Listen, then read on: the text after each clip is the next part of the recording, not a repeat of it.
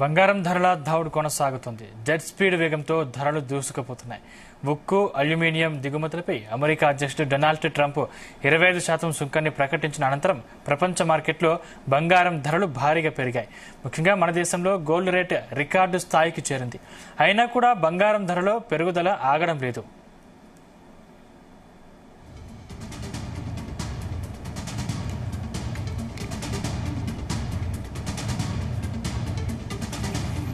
నిన్న 22 క్యారెట్ల 10 గ్రాముల బంగారంపై 350 రూపాయలు పెరగగా ఇవాళ 800 రూపాయలు పెరిగింది. అదే సమయంలో 24 క్యారెట్ల 10 గ్రాముల బంగారంపై వరుసగా 390, 870 రూపాయలు పెరిగింది. బులియన్ మార్కెట్లో ఇవాళ 22 క్యారెట్ల 10 గ్రాముల బంగారం 80,600 ఉండగా 24 క్యారెట్ల 10 గ్రాముల బంగారం 87,930గా ఉంది.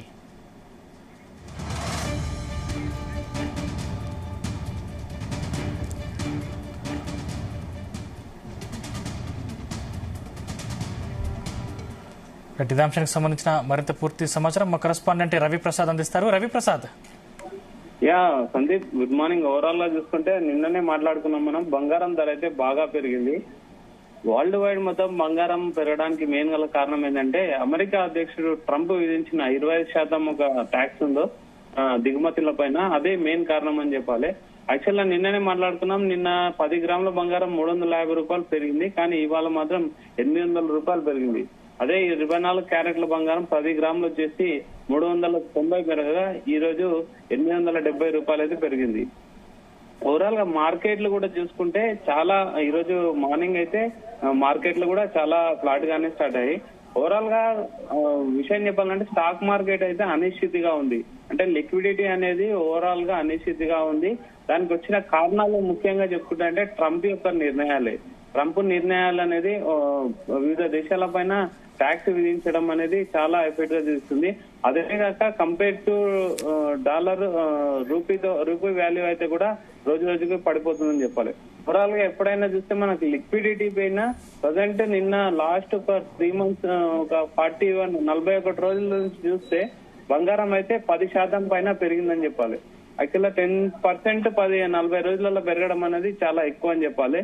అండ్ నిన్న ఒక్కరోజే చూసుకుంటే ఈ 2,430 రూపాయలు పెరిగింది. అండ్ సిల్వర్ వచ్చేసి 97,500కు సిల్వర్ ధర అయితే పెరిగింది. ఓవరాల్ గా దీనికి మెయిన్ కారణం అయితే ఎకనామికల్ వార్ అని చెప్పొచ్చు, అంటే వాణిజ్య యుద్ధం అని చెప్పొచ్చు. విషయం ఏంటంటే ట్రంప్ రాగానే వివిధ రకాలైన రెగ్యులేషన్స్ ని పెట్టడం వల్ల దాంతో dollar rate compare to dollar rupee rate పడిపోవడము, ప్లస్ స్టాక్ మార్కెట్ లో మొత్తం అనిశ్చితి, ఏషియన్ మార్కెట్లు కానీ ఇండియన్ మార్కెట్లు కానీ అన్ని అనిశ్చితిగా తయారయ్యాయి. దీంతో ఏమైందంటే ఎప్పుడైతే స్టాక్ మార్కెట్లు కానీ లిక్విడిటీ కానీ భయాందోళనగా అనిశ్చితిగా ఉంటే ఆటోమేటిక్ గా ఇన్వెస్టర్లు ఏం చేస్తారంటే కమోడిటీ సైడ్ చూస్తారు, అంటే బంగారం కొనడానికి ఎక్కువ ఇంట్రెస్ట్ చూపిస్తారు. దానివల్ల విపరీతంగా పెరిగింది. యాక్చువల్గా ఇట్లే కంటిన్యూ అయితే అంతర్జాతీయంగా అంటే గ్లోబల్ వైజ్ ఇట్లే అనిశ్చితి అయితే కంటిన్యూ అయితే ఎక్కువ ఇన్వెస్టర్లు అయితే గోల్డ్ వైపు చూసే అవకాశం ఉంది. ఒక ఔన్స్ $3,000 కూడా చేరుకోవచ్చు అని చెప్తున్నారు. అంటే ఇంచుమించు మనకు కంటిన్యూ ఇదే అయితే 1,00,000కు చేరుకున్న ఆశ్చర్యం లేదని అయితే ట్రేడ్ వర్గాలు అయితే చెప్తున్నారు. ఓవరాల్ గా ఈ రోజు మార్కెట్ కూడా చాలా ఫ్లాట్ గా స్టార్ట్ అయిపోయింది. మనం ముందే చెప్పినట్టు మార్కెట్ అనిశ్చితిగా ఉంటే మాత్రం గోల్డ్ పెరుగుతున్నట్టు. సెన్సెక్స్ చూసుకుంటే మాత్రం ప్రజెంట్ 275 పాయింట్లు అయితే డౌన్ అయిపోయి 77,032 దగ్గర నడుస్తుంది ప్రజెంట్. నిఫ్టీ వచ్చేసి 93 పాయింట్లు డౌన్ 23,287. నిఫ్టీ బ్యాంక్ వచ్చేసి 365 పాయింట్లు డౌన్ అయిపోయింది. ఓవరాల్ గా మిడ్ క్యాప్లు కానీ ఏవి చూసుకున్నా గానీ మొత్తం అనిశ్చితిగా ఉన్నాయి. మిడ్ క్యాప్, స్మాల్ క్యాప్స్ అయితే చాలా ఘోరమైన పరిస్థితి. ఈరోజు మార్నింగ్ కూడా మార్కెట్లు అయితే చాలా ఫ్లాట్ గా స్టార్ట్ అయిపోయినాయి. ఇన్వెస్టర్లకు అయితే ఓవరాల్ గా చూసుకుంటే చాలా క్లిష్టమైన పరిస్థితి. పోర్ట్ఫోలియోలన్నీ మైనస్ లా అయిపోయినాయి.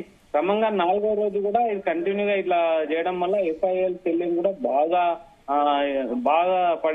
బాగా ఎక్కువైపోయడం వల్ల విషయం ఒకటే, మన మార్కెట్లు డల్ ఉన్నాయంటే FIL సెల్లింగ్ ఎక్కువ ఉంటుంది, కాబట్టి ఆటోమేటిక్ గా మార్కెట్ డౌన్ అవుతుంది. మార్కెట్ డౌన్ అయినప్పుడే మార్కెట్ డౌన్ అయిందనుందటే లిక్విడిటీ నుంచి స్టాక్ మార్కెట్ నుంచి ప్రజలు ఏం చేస్తారంటే గోల్డ్ వైట్ కమోడిటీ సైడ్ చూస్తారు అన్నట్టు. అందుకోసమే మార్కెట్ అయితే ఒక 4 నెలల నుంచి చూసుకుంటే మార్కెట్ డౌన్ ఉంది కాబట్టి 4 నెలల నుంచి ఓవరాల్ గా ఒక 10% అయితే పడిపోయింది. ప్రజెంట్ మనం 22 క్యారెట్లు చూసుకుంటే బంగారం 10 గ్రాముల బంగారము 800 రూపాయలు పెరిగింది. 24 క్యారెట్లు 870 పెరిగింది. అండ్ గోల్డ్ వచ్చేసి మాత్రం ఇంచుమించు లక్ష దగ్గర కేజీ లక్ష దగ్గర ఉంది. నెక్స్ట్ సిల్వర్ వచ్చేసి కేజీ లక్ష వరకు పలుకుతుంది. ఓవరాల్ గా మార్కెట్లు అయితే అనిశ్చితంగా ఉన్నాయి. నిర్మలా సీతారామన్ బడ్జెట్ ప్రవేశపెట్టిన తర్వాత ఎస్బీఐ మానిటరీ పాలసీ అయిపోయిన తర్వాత కూడా మార్కెట్లు ఏమైనా పాజిటివ్ గా ఉంటాయి అనేది ఒక ఆలోచన ఉండే. కాకపోతే ప్రజెంట్ అయితే మార్కెట్లు అనిశ్చితిగా అయితే కొనసాగుతుంది. ముఖ్యంగా ఒకటే కారణం ఏంటంటే ట్రంప్ యొక్క రెగ్యులేషన్స్ అనేది ప్రపంచ మార్కెట్లను అయితే బాగా వణికిస్తున్నాయని చెప్పాలి. చూడాలి మోడీ పర్యటన తర్వాత మళ్ళీ ఏమన్నా మనకు ఇండియాకి ఏమైనా కలిసి వచ్చే అవకాశం ఉందా, కొన్ని ట్యాక్సులు మన పైన లేకుండా మొత్తం ఓవరాల్ గ్లోబల్ మార్కెట్ అంటే మోడీ ట్రంప్ మీటింగ్ కూడా చాలా ఇంపార్టెంట్. స్టాక్ మార్కెట్ పైన ఎలాంటి ప్రభావం చూపుతుందో చూడాలి. ఓవరాల్ గా అయితే బంగారం అయితే లక్షకు చేరే అవకాశం ఉంది. సందీప్, రవిప్రసాద్, అంటే ఇది ఇంకా పెరిగే అవకాశం ఉందా, లేకపోతే ఇట్లానే స్థిరంగా ఉండి కాలానుగుణంగా ఇంకా తగ్గే అవకాశం ఏమైనా ఉందా? లేదు సందీప్, ప్రజెంట్ మనం మాట్లాడుకున్నట్టు ట్రంప్ మోడీ మీటింగ్ తర్వాత ఓవరాల్ గా ఇండియా చూసుకుంటే మెయిన్ గోల్డ్ అయితే ఆల్రెడీ మనకు సీజన్ స్టార్ట్ అవుతుంది, పెళ్లిళ్ళ సీజన్ కాబట్టి ఇంకా పెరిగే అవకాశం ఉంది, తగ్గే అవకాశం అయితే లేదు.